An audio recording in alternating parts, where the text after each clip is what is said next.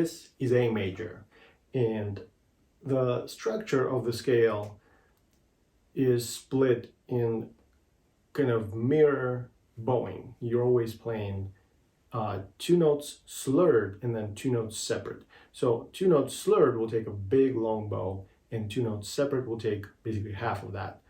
So you're kind of always switching. So the bows are always altering. You're playing long bow and then two separate, then long bow again, and then again two separate. So that will change the way the bow is traveling from upper half to lower half, upper half, lower half, and in between the slurred notes. Also try to keep very delicate balance. Make sure you're not touching the neighbor strings, so to speak. And of course, try to substitute open strings with the fourth finger as much as possible. Pay attention to intonation, sing, and enjoy. If you enjoyed this video, please give it a thumbs up and subscribe to my channel. I also invite you to visit my website where there's more information about the lessons I teach. Thank you for watching.